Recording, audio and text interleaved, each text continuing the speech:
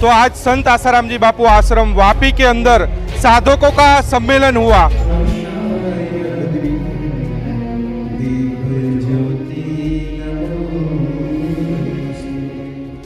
जीवन में ज्ञान का प्रकाश हो, ज्ञान की ज्योति। बापू जी के जो भी सेवाधारी यहाँ पर कार्यरत हैं, सभी को हृदय में विराजमान गुरु तत्व को हमारा प्रणाम है। और सभी का मंगल में उसमें संध्या तीनों टाइम आती है, तो घर बैठे ये लाभ मिल रहा है। ये मौका भी सम्मेलनों का बापू जी ने ही दिया है। हरिओम।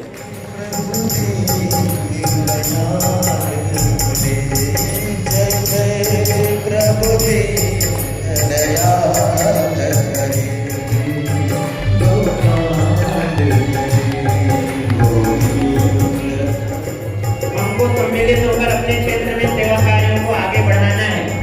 जहाँ समिति नहीं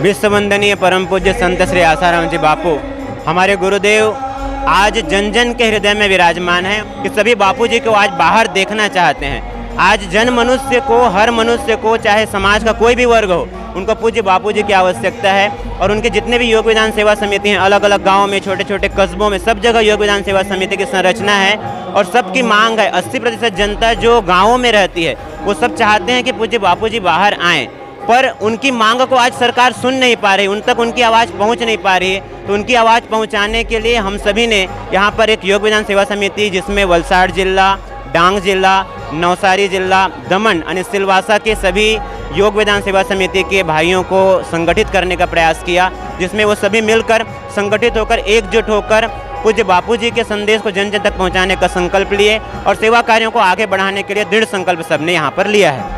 आज भैया बापूजी आज 9 साल हो गए बापूजी हमारे कारागृह में है, तो आम जनता को हम बात पहुंचाना चाहते हैं कि बापूजी हमारा निर्दोष है, छठा ये षड्यंत्र करके बापूजी को, हमारे संस्था को सताया गया है।